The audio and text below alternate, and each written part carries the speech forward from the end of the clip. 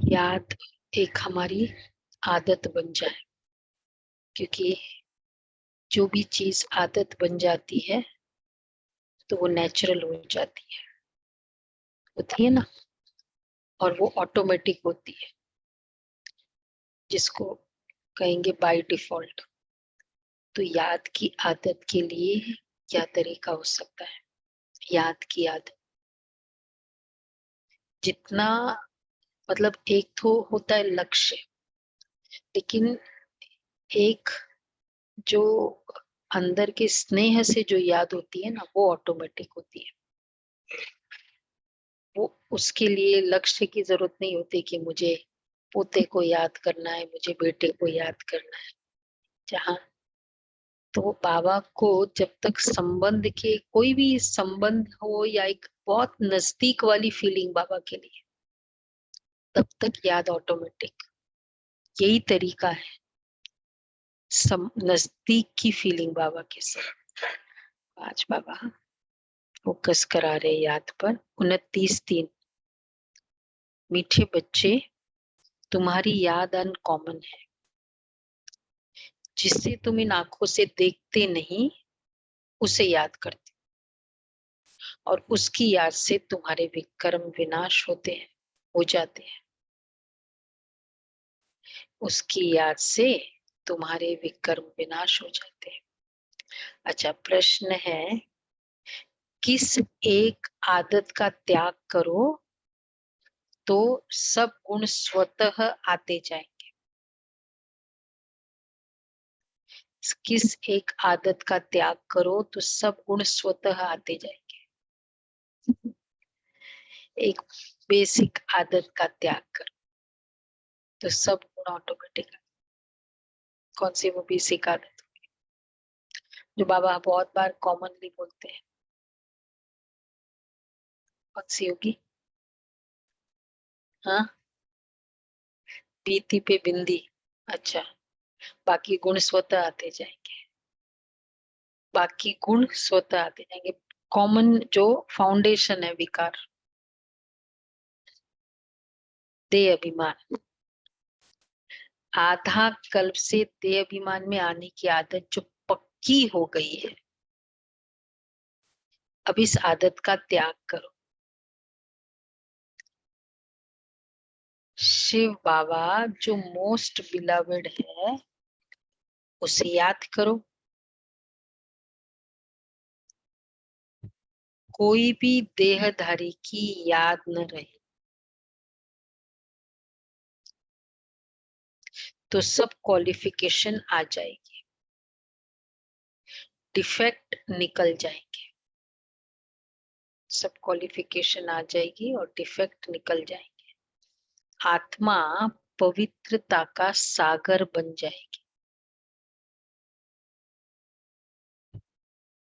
खुशी का पारा चढ़ा रहे। सब गुण स्वतः आते जाएंगे। कोई भी देहधारी की याद ना आए, ये क्वालिफिकेशन चाहिए। तो अगर देहधारी की याद आती है तो हम एक्चुअली डिस्क्वालीफाई की आदत। अच्छा, गीत है, ओम नमो शिवाय। ओम शांति। बच्चों ने अपने बेहद के बाप की महिमा सुनी, और बच्चों के आगे वो बेहद का बाप सम्मुख बैठा है। हर एक बच्चे की बुद्धि में ये जरूर आना चाहिए कि हम उस शिव बाबा जिसकी ये महिमा है, उसके सम्मुख बैठे हैं, और उनसे हम 21 जन्मों के लिए सदा सुख का वर्षा ले रहे हैं। ये याद आने से ही खुशी का पारा चढ़ना चाहिए। ऐसे नहीं जिस समय सुना सामने सुनते हो, देखो कैसी खुशी होनी चाहिए। ऐसे नहीं जिस समय सामने सुनते हो उस समय याद रहे और फिर भूल जाओ। है हम इस कैटेगरी में, इस कैटेगरी में है। जिस समय सामने सुनते हो उस समय बड़ी खुशी है, देखो स्माइल कर रहे हैं, थोड़ा है ना।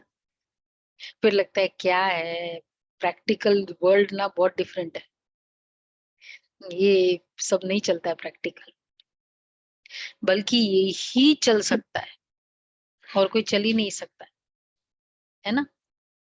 तो बाबा कहते हैं ऐसे नहीं कि उस समय सामने सुनते हो और उस समय याद रहे फिर भूल जाओ, नहीं, भूलना नहीं चाहिए। बच्चे जानते हैं हम फिर से अपना राज्य भाग्य ले रहे हैं, तो बुद्धि चली जाती है उस निराकार बाप की तरफ, उनको बुद्धि से जाना जाता है। तो दिन रात ही में ये याद रहना चाहिए। आज दिन रात एक याद में भी एक स्टेटमेंट याद रहना चाहिए। कौन सी?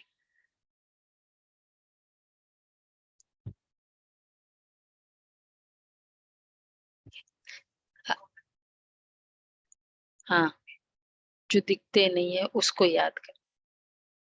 स्टेटमेंट, अच्छा, अनकॉमन वाला स्टेटमेंट याद रहे कि हम बेहद के बाप। अभी अभी बोला, बताओ।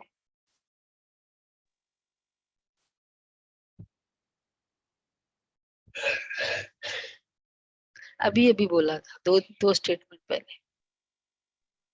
राज्य इससे भाग्य राज्य ले भाग्य रहे ले हैं। रहे हैं, देहधारी को याद नहीं कहा था, करना। भाग्य ले रहे हैं।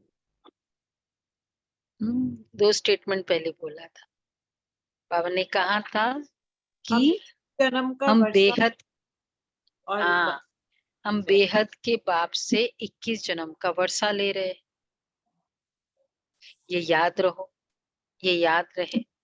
जो चीज मिलती है ना वो बहुत याद भी रहती है, नहीं मिलती है, मिलनी है, वो भूलती नहीं है।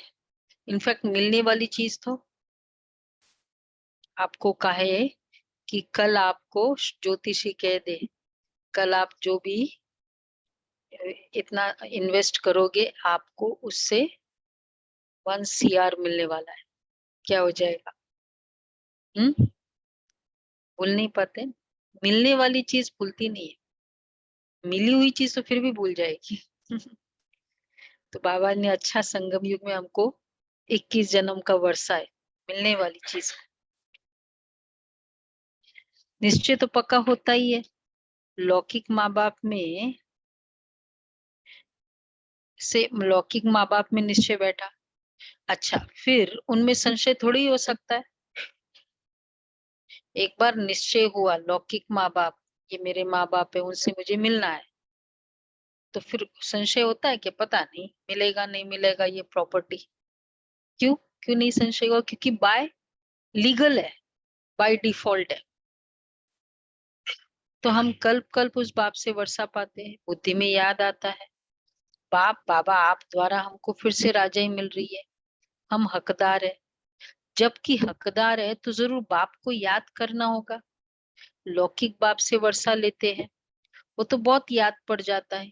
इसमें अनकॉमन बात यह है, जो बाप को याद करने से हमारे पाप भस्म होंगे, इसलिए बाप को याद करना पड़ेगा। लौकिक बाप की याद तो ऑटोमेटिकली रहती है, क्यों याद करना जरूरी है?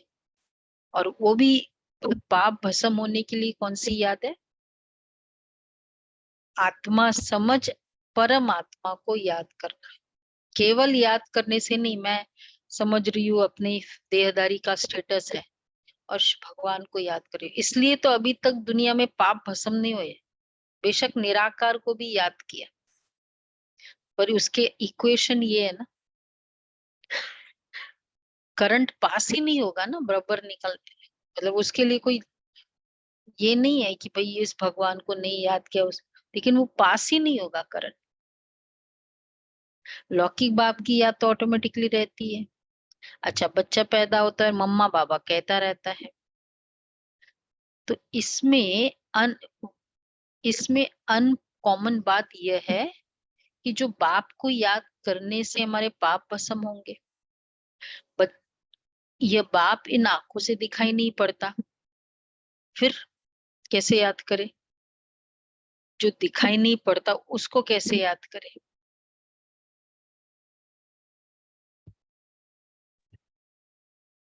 बिंदु तो पता है ना, कोई भी अनुभव चीज नहीं भी दिखाई देती है दिमाग फिर से याद, भी बुद्धि से। हम दिमाग पिक्चर बना बना के उसका याद करते हैं।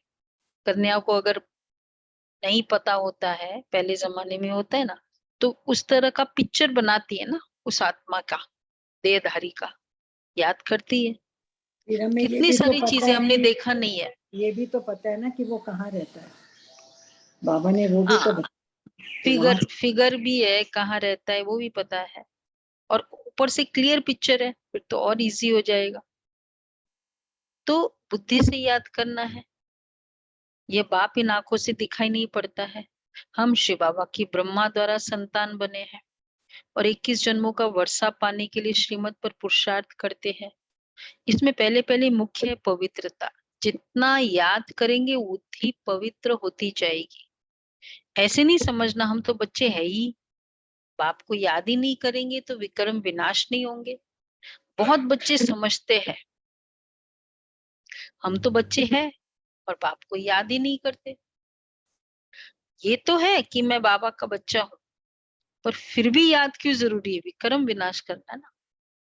कहते हैं ना मुख से राम राम को, परंतु इस राम का शिव बाबा का चित्र तो है नहीं, इसलिए मनुष्य का बुद्धियोग चला जाता है उस राम की तरफ। सदगति दाता शिव बाबा को तो सभी भूल गए हैं। अभी तुम जानते हो शिव बाबा आया हुआ है, पहले तो जरूर रचेता शिव बाबा आया होगा, तभी स्वर्ग की रचना रची होगी, उनके बाद फिर राम का राज्य चला। अब तुम सतयुग त्रेता में राज्य करने के लिए बाप से वर्षा ले रहे हो। ये बुद्धि में चलना चाहिए। परम पिता परमात्मा शिव आते ही एक बार है, राम सीता लक्ष्मी नारायण आदि भी एक ही बार आते हैं। भल पुनर्जन्म लेते हैं, परंतु नाम रूप देश काल सभी बदल जाता है। राम सीता भी प्रारब्ध भोगने के लिए पुनर्जन्म लेते। ये ज्ञान सारा बुद्धि में टपकना चाहिए तो खुशी रहेगी।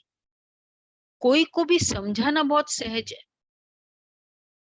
स्वर्ग के रचयिता बाप से तुमको इस समय वर्षा मिल सकता है। बेहद के बाप को तो याद सभी करते हैं। बाप नई सृष्टि रचता है तो सभी सुखी हो जाते हैं। इस समय तो सभी दुखी है।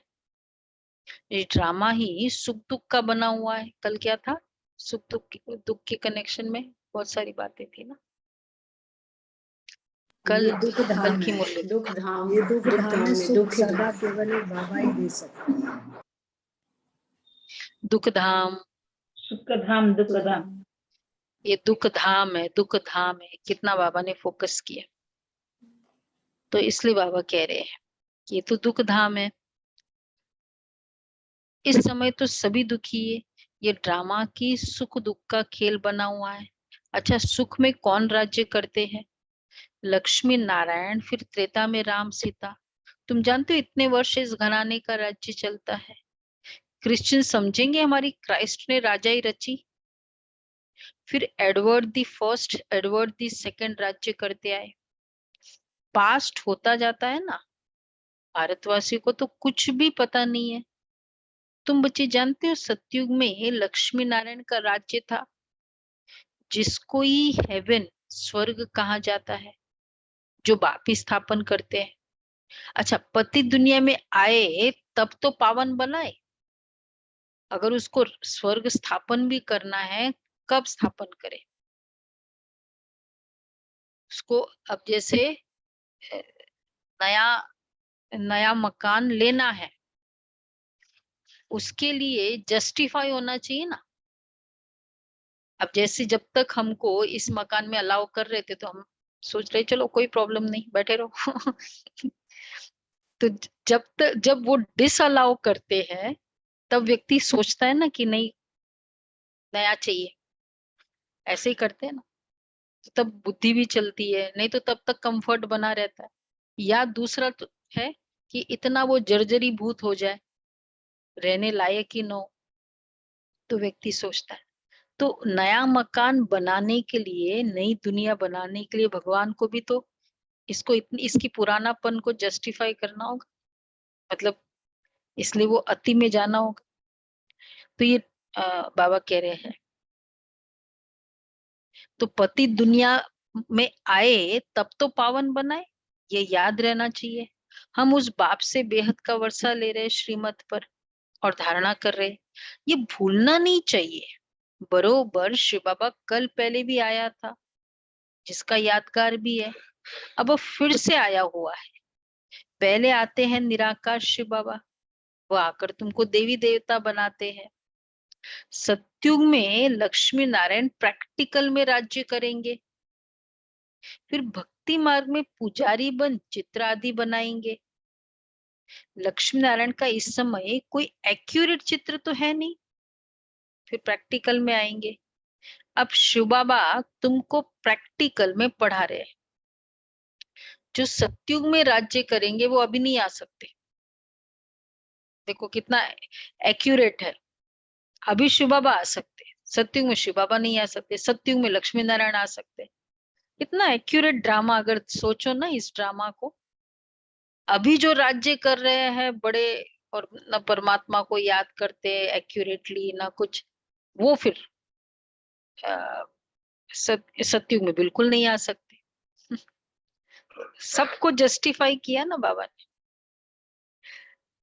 तो सत्युग में लक्ष्मी नारायण प्रैक्टिकल में राज्य करेंगे, फिर भक्ति मार्ग में पुजारी बन चित्र आदि बनाएंगे। अच्छा, लक्ष्मी नारायण का इस समय कोई एक्यूरेट चित्र तो नहीं है, फिर प्रैक्टिकल में आएंगे। ये जो चित्र है वो तो 1% भी नहीं है एक्चुअल श्री कृष्ण का, एक्चुअल लक्ष्मी नारायण का। तो अब शिव बाबा तुमको प्रैक्टिकल में पढ़ा रहे ब्रह्मा द्वारा। अच्छा, कितनी सीधी बात है, कोई प्रॉब्लम है इसमें? सीधी सीधी बात है। ब्रह्मा में आए और पढ़ा रहे उसको। और कोई भी स्कूल में ऐसे नहीं कहेंगे, अब ये स्कूल कौन सी है, तुम्हारी आत्मा पढ़ती है, टीचर की आत्मा हमको पढ़ाती है। सब बॉडी कॉन्शियस है ना। स्कूल की बात छोड़ो, सत्संग में भी ये नहीं होता है। वो अगर फैमिली मेंबर्स आते हैं ना, बहू बेटी या दो देवरानी जेठानी, तो वो गुरुजी भी वैसे ही एड्रेस करते हैं। ये नहीं कि ये आत्मा ऐसे नहीं एड्रेस करते, नहीं करते ना। जो भी गुरुजी, कोई ऐसे कहीं सुना कि आत्मा, ये आत्मा पढ़ रही है, मैं आत्मा पढ़ा रहा हूं? इतने सत्संगों में सुना? आत्मा के ऊपर फोकस किया, लेकिन आत्मा न फील किया न फील कराया, न फोकस कराया। तो इसलिए हमारा फोकस कहाँ गया? सत्संग में जाते थे, शरीर पर ही फोकस जाता था। तो कितनी सीधी बात है। और कोई स्कूल में ऐसे है ही नहीं। वो सब मनुष्य मनुष्य को पढ़ाते हैं। वास्तव में पढ़ाती तो आत्मा है ना। आत्मा ही ऑर्गन्स द्वारा पढ़ती है। आत्मा कहती है कि मैं अब बैरिस्टर बन गया हूँ। नॉलेज से बैरिस्टर बनते हैं। यहाँ तो है वंडरफुल बात, निराकार शिव बाबा निराकार आत्माओं से बात कर रहे हैं। आत्मा में संस्कार रहते हैं। मनुष्य ये भूल ही जाते हैं कि निराकार बाप इन द्वारा समझाते हैं। उनका एक ही नाम शिव है। तुम भी कहते हो ना शिव बाबा, बुद्धि ऊपर तरफ चली जाती है। लौकिक बाप को याद करने से शरीर याद आ जाएगा। शिव बाबा का तो शरीर है नहीं। परमात्मा का मंदिर ही निराकारी रूप का है।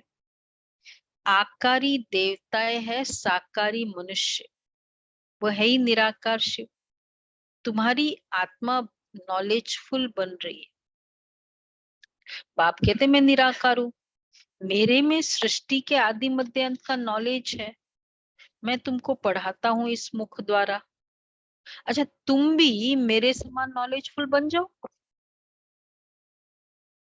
मेरे समान नॉलेजफुल बनो तुम भी। बिल्कुल सॉरी, ब्लिसफुल पतित पावन कहा जाता है। मेरे समान नॉलेजफुल बनो, 4 पेज की मुरली सुनाओ बिना देखे, संडे वाली मुरली वो भी, है? कोई है? देखने के बाद भी 1 पेज सुना दे? नहीं, आधा पेज देख लिया, उसके बाद बिना देखे फिर, हाँ, संडे का एक, हाँ, है ना? तो बाबा कहते मेरे समान नॉलेजफुल निराकार परमात्मा कोई नॉलेजफुल ब्लिसफुल पतित पावन कहा जाता है। और सबसे इम्पोर्टेंट बात, बाबा जो भी कहता है, चाहे वो मतलब टफ बात भी है, सब एग्री कर लेते हैं, चाहे मेरी अपनी गलती भी है, सब बहुत अच्छे से एग्री करते हैं। ये भी तो ताकत चाहिए ना किसी को कन्विंस करने की, केवल एक शब्द से। हम किसी के लिए अलग से बैठ के समझाते तो भी कन्विंस नहीं होता है व्यक्ति, और ये खाली मुरली से कन्विंस हो जाते हैं कि क्या है, ये है नॉलेजफुल, ये है पावरफुल। नॉलेजफुल, विस्तार, पावरफुल, ये योग की ये शक्ति। तो जैसे मुझ निराकार में सारे झाड़ की नॉलेज है, वैसे तुम आत्माओं को भी बनाता हूँ। तुम्हारी आत्मा में ऐसी नॉलेज है, बनती है, तुमको आप समान बनाता हूँ। इस सृष्टि के आदि मध्य अंत की नॉलेज सुनने से तुम चक्रवर्ती राजा रानी बनेंगे। मनुष्य मनुष्य को देवता बना न सके। बाप है ज्ञान का सागर, पवित्रता का सागर। अच्छा, बच्चों को आप समान बनाते, तो बच्चे सब गुण होने चाहिए ना, फिर तुम देवता बनेंगे तो क्वालिफिकेशन बदल जाएगी। बाप की क्वालिफिकेशन अलग, बाप ज्ञान का सागर है, तुमको भी बनना है। देवताओं की क्वालिफिकेशन और बाप की क्वालिफिकेशन जो डिफरेंट है देवताओं की। गुणों का सागर, चलो वो सर्वगुण संपन्न, वो ठीक है। और कोई जो क्वालिफिकेशन जो बाप की है वो देवताओं की नहीं है। एवर प्योर है। हम्म, हाँ वो प्रेजेंट, वो त्रिकालदर्शी नहीं है, एक कालदर्शी है। हाँ, बाबा त्रिकालदर्शी है, ये अच्छा है। वो सागर है गुणों का, वो सर्वगुण संपन्न है। वो शरीर में आते, ये शरीर में, हाँ तो वो ये वाला कौन सा है? जन्म मरण से रहित, ये जन्म मरण में कभी आते ही नहीं। ये वाली क्वालिफिकेशन है। और कोई बचता है क्वालिफिकेशन इसके अलावा? कौन सा क्वालिफिकेशन बचता है? सदगति देने वाले, सदगुरु, सत फादर, टीचर, फादर, गुरु। ये क्वालिफिकेशन देवताओं में नहीं होती। वो एक ही role at a time play कर सकते। बच्चे के लिए फादर है तो केवल फादर है, सर्व संबंध का, और ये तीनों रोल नहीं प्ले कर सकते। रचेता नहीं है, अपनी केवल अपनी ही बच्चों की मतलब परिवार की रचना वाला रचेता है। तो ये वाली क्वालिफिकेशन तो बाबा इसलिए कह रहे हैं, बाबा कहते पुरानी दुनिया को बदल नई दुनिया में ही बनाता हूँ। जैसे मुझ निराकार में सारे झाड़ की नॉलेज है, वैसे तुम आत्माओं को भी बनाता हूँ। तुम्हारी आत्मा भी ऐसी नॉलेजफुल बनती है, तुमको आप समान बनाता हूँ। इस सृष्टि के आदि मध्य अंत की नॉलेज सुनने से तुम चक्रवर्ती राजा रानी बनेंगे। मनुष्य मनुष्य को डैश बना न सके। देवता नहीं बना देवता न बना न सके। देवता बना न सके, कितना भी आप किसी को बता दो। इसलिए वो सदगति की वो गहरे वो मतलब अ, एक प्रलोभन देते, सदगति भी नहीं करा सकते, देवता भी नहीं बना सकते। बाप है ज्ञान का सागर, पवित्रता का सागर। बच्चों को आप समान बनाते हैं तो सब गुण होने चाहिए ना। अच्छा, फिर तुम देवता बनेंगे तो क्वालिफिकेशन बदल जाएगी। बाप पवित्रता का सागर है, हम आधा कल पवित्र रहते हैं। बाप कहते ड्रामा अनुसार तुम पतित बनते हो, फिर मैं आकर पावन बनाता हूँ 21 जन्म के लिए। सिर्फ तुम श्रीमत पर चलो, एक मुझे याद करो दूसरा न कोई, मैं तुमको स्वर्ग का मालिक बनाता हूँ। बाप को भूल और कोई की भी याद में रहेंगे तो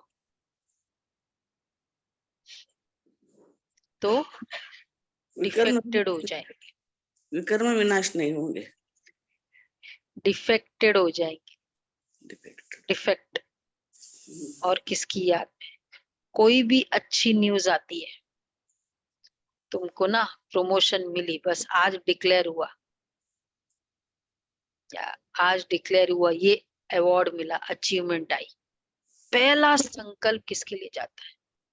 अब बताओ, फर्स्ट सच्चाई से बताना। पहला संकल्प जाना और फिर पहले वहां मतलब बाबा के पास आना। जैसे नहीं होता है फोन करेंगे उसको, किसको पास होता है, किसका है? नहीं तो आप अपना बताओ ना, किसका है बाबा? फर्स्ट संकल्प आएगा अपना, अपने गारंटी है खुद के ऊपर, दीदी खुद के आप ऊपर। आने लग गए, पहले नहीं आता था, 100% अब आता है। नहीं नहीं, अभी आज की गारंटी, आज की गारंटी है। मेरी बात है। एक 100% जन, एक ने हाथ चलो बाबा, आता है दीदी। हाथ उठाओ जिसकी एक गारंटी, पहला मुझे वही आएगा।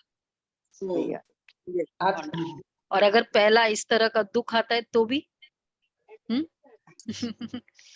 तो भी बाबा उसको कहेंगे, हाँ उसको कहेंगे कि बाबा शिव बाबा है मोस्ट बिलवड, सबसे अच्छा। प्यारा बाबा। ये बीच में जो सबसे होना, अगर नजदीक लास्ट होता है में ना, उसी बताएगा। के लिए ये संकल्प आता है कि वो फर्स्ट।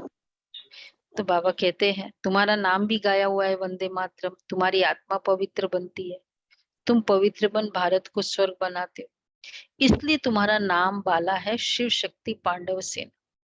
तुम पांडव भी हो क्योंकि परमधाम की यात्रा पर युद्ध के मैदान में खड़े हो, माया पर जीत पाने के लिए। बच्चे जानते हैं हमको बाप जैसा मास्टर ज्ञान सागर, पवित्रता का सागर बनना है। देह का अहंकार टूट जाना चाहिए। जन्म जन्मांतर देह धारण की तो आदत पक्की हो जाएगी, हो गई है। अब इस आदत का त्याग चाहिए। जैसे बाप निराकार है तो देहाभिमान कहाँ से आया? तुमको भी इस पुरानी देह को छोड़ मेरे पास आना है। विनाश होता है तो कुछ कारण होगा ना, वर्थ नॉट ए पेनी चीज का ही विनाश होता है। अब तुमको स्वर्ग चलने लायक बनाते हैं, वहां सदैव सुखी सुख है, सुख धाम और शांति धाम यह है, पक्का करा रहे, कल भी किया था, यह है। ये है तो दुख कोई का। गाड़ी, तो गाड़ी को ओवरटेक करता है, रॉन्ग लाइनिंग चल रहा है, कोई मुझे आज चिल्लाएगा, क्या सोचो, यह है चिल्लाने का धाम। कोई ईर्ष्या कर रहा है तो सोचो ईर्ष्या का धाम है। मैं ईर्ष्या के धाम में रह रही हूँ। जैसे दिल्ली आए तो यहाँ के वेदर मतलब एक्सेप्ट करना ही पड़ेगा ना भाई, तुम इधर दिल्ली आए हो, मैं सोचू कि नहीं इतनी गर्मी नहीं होनी चाहिए। तो बाबा कहते हैं तो कोई क्रोध कर रहा है, क्या सोचो ये है क्रोध का धाम। दुख धाम थोड़ा नॉर्मल लगता है उसको। ये धाम सोचो तो क्या हो जाएगा, फिर फीलिंग नहीं आएगी। कोई कहते हैं मन की शांति चाहिए, तो अशांत किया है रावण ने, फिर शांति देने वाला है परमपिता परमात्मा। कोई कहते हैं हमको मन की शांति चाहिए, बोलो वो कैसी शांति चाहिए? ये तो है दुख धाम। क्या तुमको सुखधाम चलना है? शांति चाहिए तो सुखधाम चलना है, बाप को याद करो तो सुखधाम चलेंगे। अब जैसे इसी दुनिया में रह रहे हैं, गर्मी का मौसम, भी आने वाला है ना। अब कोई कहे मुझे एकदम ठंडे की अनुभूति करनी, तो चलो जाओ, शिमला जाओ, ठंडे की अनुभूति चाहिए ना। तो दुख धाम है, आपको चाहिए सुख, तो चलो शांति धाम ले चलते हैं। कितने तरीके हैं ना ज्ञान सुनाने के, मौके भी है। अशांत करने वाला है रावण, माया जो यहाँ रावण माया जो यहाँ हाजिर है। मुक्ति जीवन मुक्ति में अशांत करने वाला रावण होता ही नहीं। इसलिए अब चलो अपने घर वापस। बोलो घर वालों को, सभी को, चलो शांति चाहिए ना। वैसे किसी को शांति चाहिए नहीं, चलने को तैयार है परम धाम कोई? हाँ हाँ, कोई चलने को तैयार है? मुझे नहीं लगता है कोई चलने। घर वाले, हम तो खैर सब तैयार है। दीदी तैयार है। नहीं हम नहीं, तो घर वाले की बात। कोई पूछता है, हाँ कुछ पल की शांति चाहिए। मतलब कोई भी चीज गंदी है तो वो गंदी बहुत समय रहने लग जाए तो उसका भी वो नेचुरल नेचर बन जाए। माया की परछाई नहीं लगती है तो बाकी जो आत्मा ऊपर से आती है वो पहले जीवन मुक्ति में है। ऐसे नहीं सब सतयुग में जीवन मुक्ति में चलेंगे, वह तो सिर्फ तुम बच्चे ही जाते हो। बाकी जो आत्मा ऊपर से आती है वो पहले जीवन मुक्ति में है। सतो प्रधान बन फिर सतो रजोतमो में आते हैं। माया के होते भी आत्मा को जरूर सुख जरूर भोगना है। दुख हो ही नहीं सकता क्योंकि पवित्र है ना, फिर अपवित्र होने से दुख पाएंगे। ऐसे नहीं आने से ही दुख पाते हैं, ये सुख दुख का खेल बना हुआ है। बाबा की ख्यालात चलते रहते हैं।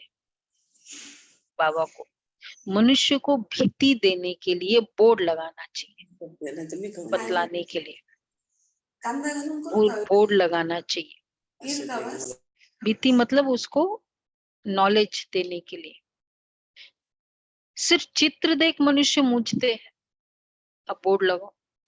समझो शिव बाबा का चित्र रखते हैं और नीचे लिख देते डीटी world sovereignty is your god fatherly birth right. ये इंग्लिश में बोला है बाबा ने। अगर नीचे लिख देते शिव बाबा के चित्र है, आपको मालूम है ना ये स्टैंडर्ड बाबा का स्टेटमेंट है।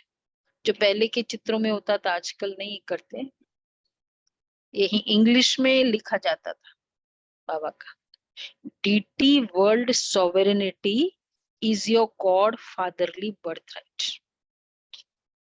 हिंदी में बल्कि ये हम मनुष्यों की ट्रांसलेशन थी, इंग्लिश ये बाबा का।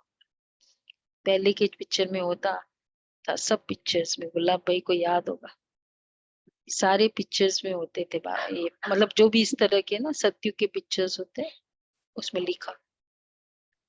अब ये बस मॉडर्न है। अब ये यूनिवर्सल लाइट लिखते हैं, जैसे इसमें कंप्यूटर मतलब वो उससे कनेक्ट करते हैं ना आजकल। तो बाबा कहते हैं, तो ये मनुष्य चित्र देख कहेंगे भगवान ऐसा थोड़ी होता है, भगवान का रूप क्या है? फिर भी लिखा हुआ रहता है, बाद में लिखते थे इसमें, बहनों और भाइयों आकर बेहद के बाप से 21 जन्म सदा सुख पाने का पुरुषार्थ करो। ये मुझे लगता है रजौरी गार्डन के सेंटर पे इस तरह लिखा हुआ है।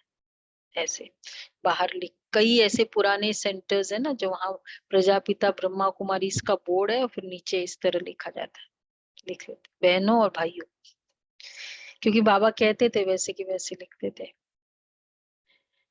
वो कहाँ गए थे हम लोग, दलाई लामा वाला जो है ना मैक्लोडगंज, वहाँ उसके वहाँ हमारा पुराना सेंटर है, वो बाबा के समय की बहन थी। तो वो सेंटर में बड़ा सारा सेंटर था, नीचे लिखा हुआ था। ऐसे कई ऐसे हैं। मनुष्य चित्र देख भगवान ऐसे थोड़ी होता है, भगवान का रूप क्या है? फिर भी लिखा हुआ रहता है बहनों और भाइयों। तो वो आकर बेहद के बाप से 21 जन्म सदा सुख पाने का पुरुषार्थ करो। वो तो जब कोई सम्मुख आए तब समझा जाए। निमंत्रण देते हैं, दिन प्रतिदिन बहुत शॉर्ट बनाना होता है, पिछाड़ी में शॉर्ट होता जाएगा। ये देखो बाबा कह रहे हैं ना शॉर्ट होता जाएगा, इसलिए भी नहीं करते। मन मनाभो बाप को याद करो और उनसे वर्षा लो। तो लिखना चाहिए वापस। हम्म? बहनों और भाइयों, सत्यु की राजाई 21 जन्मों के लिए बाप से आकर प्राप्त करो। ये एग्जैक्ट ऐसे लिखा होता था। इस होवनहार लड़ाई के पहले ऐसे लिखा होता था। इस लड़ाई से ईश्वर के द्वार खुलते। ये कोई दुनिया नहीं जानती है। तुम जानते हो इस लड़ाई से भारत सुखधाम बनेगा। वो कोशिश करते हैं लड़ाई न लगे। तुम जानते हो इस महाभारत लड़ाई से ही महाविनाश होना है। सब आत्माओं को वापस जरूर जाना है, क्योंकि खेल पूरा हुआ। फिर से पाठ बजाने आएंगे। तो बच्चे युक्ति से लिखना चाहिए। तो क्या लिखा? होवनहार लड़ाई के पहले। तुम रूहानी पंडे, वह है जिस्मानी देहधारी पंडे। तुम अपने को विदेही आत्मा देह से अलग समझते हो। तुम जानते हो हम आत्माओं को ले जाएंगे। तो तुमको लिखना पड़े, बेहद के बाप से आकर वर्षा लो। निराकार अक्षर जरूर लिखना है। तुम जानते हो बाबा आया हुआ है इस कर्म क्षेत्र पर। हम भी वहां से आते हैं। सभी आत्माएं जो एक्टर्स है इम्पेरिशेबल है, इमॉर्टल आत्माएं है, कब मरती नहीं है। तो ये अच्छी रीति निश्चय हो जाना चाहिए। हम शिव बाबा से अनेक बार वर्षा ले चुके हैं, फिर भी लेंगे। पुरुषार्थ से तुम जानते हो शिव बाबा हमको स्वर्ग का वर्षा दे रहे हैं। तो क्यों नहीं उनसे वर्षा लेते हो? पाप और वर्षे को याद करेंगे तो अंत मते सुगति हो जाएगी। कौन सा स्टेटमेंट याद रहे? स्टार्टिंग से बाबा ने कहा जब भी बाबा को याद करो तो ये भी स्टेटमेंट याद होना चाहिए। आत्मा समझ बापू एकदम आत्मा समझ।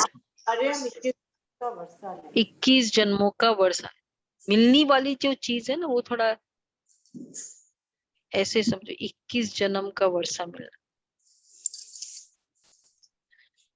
तो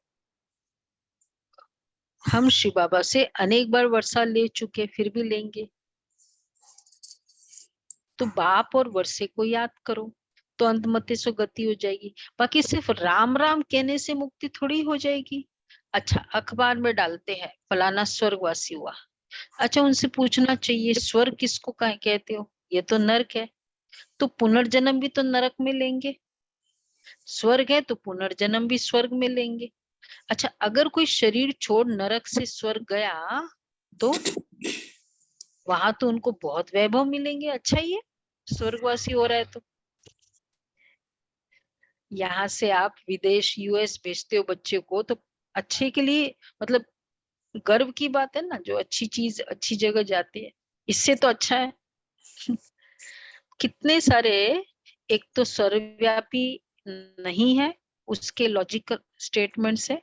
84 लाख जन्म या पशु योनि में नहीं जाती है। और तीसरा ये स्वर्गवासी, इसके कितने लॉजिकल स्टेटमेंट बाबा ने साकार मुरली में कहे।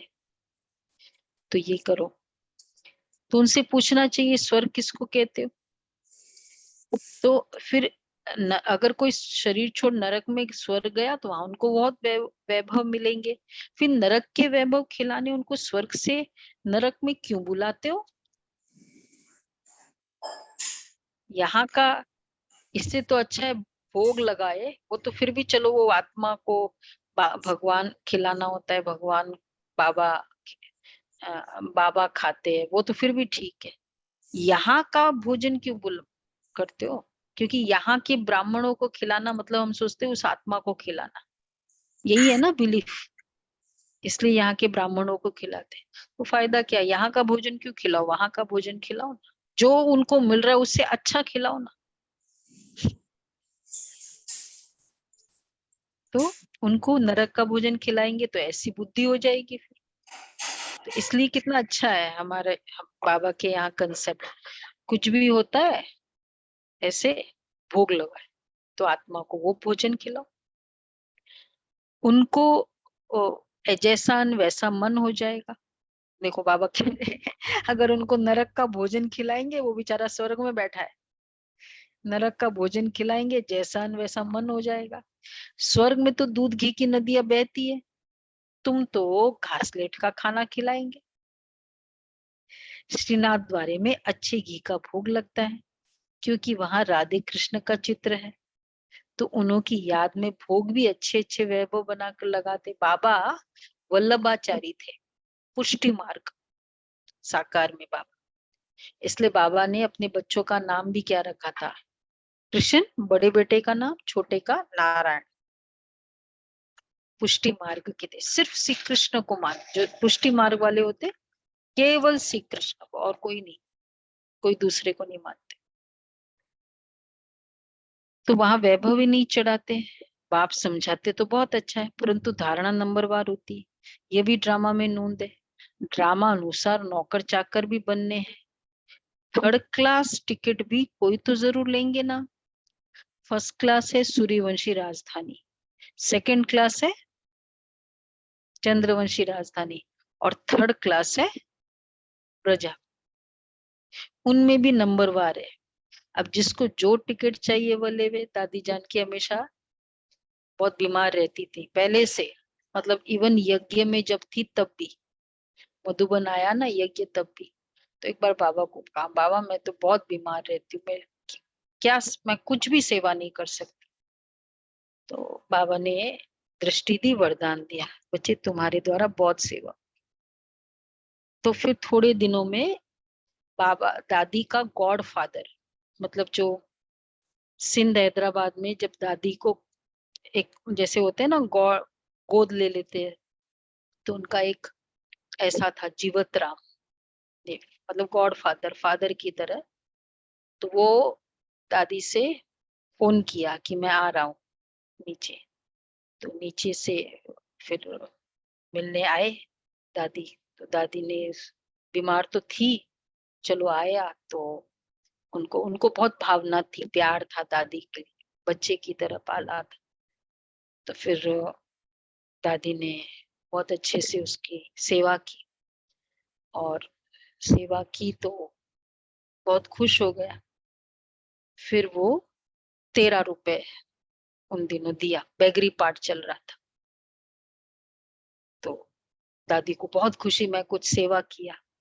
अच्छा, फिर बाद में अगले दिन मुरली में बैठे थे, तो बाबा ने, जैसे बिंदु का कुछ चल रहा होगा मुरली में, तो दादी को एकदम सामने बिंदु दिखा बाबा को, तो खुद बिंदु, बाबा बिंदु, और ऐसे करके एकदम पावरफुल जैसे दृष्टि दादी को फील हुआ साकार बाबा में, कि बिंदु बाप, मैं बिंदु। और जैसे दोनों, बाबा भी उठ खड़े हुए और दादी भी, और जैसे थोड़ा डांस। उस जीवत राम, ये बस उसको जाना था, उसने ये देखा दृश्य, वो भी बहुत मगन हो गया। तो नीचे बस उसके बाद नीचे जाना ही था। नीचे गया, नीचे पहुंचते ही बस उसको संकल्प आया, बोला कि बाबा को फोन किया, अभी अभी विश्व किशोर दादा को बुलाओ, नीचे भेजो। बाबा ने कहा क्या हुआ? बोला नहीं, भेजो।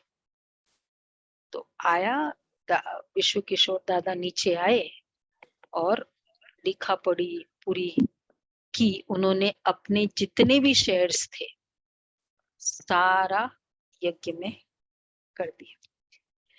तो वो नीचे आए, पूरा लिखा पढ़ी किया, वहां का वहां जाने के पहले मुझे सफल कर।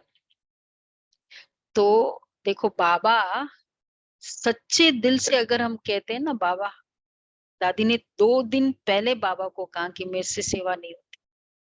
बाबा ने कितनी बड़ी सेवा कराई। तो इसलिए बाबा क्या कहते हैं, अब जिसको जो टिकट लेना चाहिए वो लेवे। मतलब उसको भी साक्षात्कार हुआ ही होगा ना, तभी तो वो दादी को, दादी की जो स्टेज थी, वो उसको बाबा की स्टेज और वो साक्षात्कार लाइट करा दिया बाबा।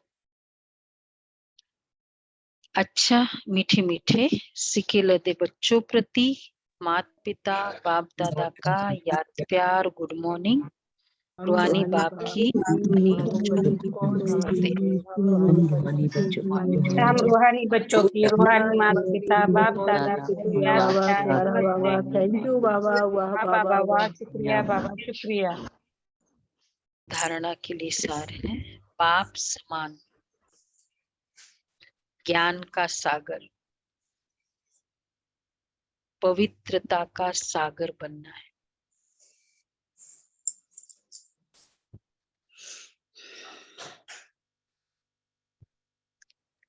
पवित्रता का सागर बनना है, विदेही बनने का अभ्यास करना है। दूसरा है बाप की याद से बुद्धि को पवित्र बनाना है, सदा इसी नशे में रहना है कि बेहद के बाप से हम 21 जन्मों का वर्षा ले रहे हैं। सदा इसी नशे में रहना है, बेहद के बाप से हम 21 जन्मों का वर्षा ले रहे हैं। वरदान है न्यारेपन के अभ्यास द्वारा पास विथ ऑनर होने वाले ब्रह्मा बाप समान भव। न्यारेपन के अभ्यास द्वारा पास विथ ऑनर होने वाले ब्रह्मा बाप समान भव। जैसे ब्रह्मा बाप ने साकार जीवन में कर्मातीत होने के पहले न्यारे और प्यारे रहने के अभ्यास का प्रत्यक्ष अनुभव कराया।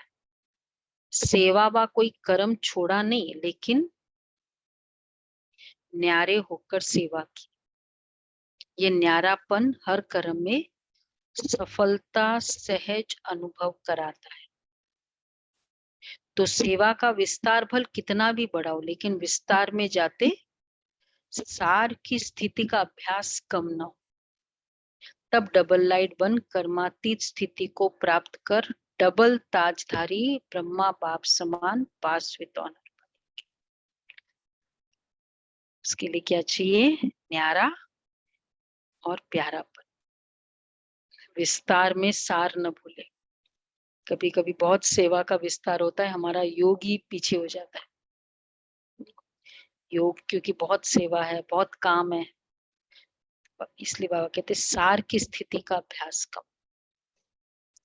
जो स्लोगन है स्वयं को ऐसा शक्ति स्तंभ बनाओ जो अनेकों को नई जीवन बनाने की शक्ति प्राप्त हो। स्वयं को ऐसा शक्ति स्तंभ बनाओ जो अनेकों को नई जीवन बनाने की शक्ति प्राप्त हो। अव्यक्त इशारे हैं आज, बहुत अच्छा अव्यक्त इशारे। जिन सेवा केंद्र और सेवा जिनका सेवा केंद्र और सेवा निर्विघ्न है, जो स्वभाव संस्कार के टक्कर से मुक्त है, उनकी सेवा का खाता जमा होता है। अगर कोई सेंटर भी बढ़ाता जाए और माया भी बढ़ाता जाए तो ऐसी सेवा बाप के रजिस्टर में जमा नहीं होती। कई सोचते हम तो बहुत सेवा कर रहे हैं, नींद भी नहीं करते, खाना भी एक बार बना के खा लेते, इतना बिजी रहते, लेकिन सेवा के साथ अगर माया में भी बिजी है, ये क्यों हुआ, ये कैसे हुआ, इसने क्यों किया, मैंने क्यों नहीं किया, मेरा हक तेरा हक, ऐसा सेवा का खाता जमा नहीं। इसलिए सेवा और कायदे बहुत इंपॉर्टेंट है। सेवा में जहाँ कायदा नहीं होता है ना, वहां ये सब बातें आती। कितना अच्छा एक्यूरेट है। तो कारण क्या है? सेवा का खाता नहीं बढ़ता है, इसका यही कारण है। अच्छा जी, ये थे बाबा के महावाक्य, कैसे बाबा सेवा कराता है। बाद में दादी का जैसे वो बता रही थी, तो बाबा ने लास्ट में वो स्टेटमेंट, जब उसने ऐसा किया ना विश्व किशोर दादा को, तो बाबा ने लास्ट में स्टेटमेंट बोला कि कहते हैं कि भक्तों पर भीड़ पड़ते तो भगवान आते हैं। यहाँ भगवान पर भीड़ पड़ी तो भगत कौन आया। बेगरी का पाठ चल रहा था उस समय, ये बाबा ने कहा। अच्छा जी, ओम शांति।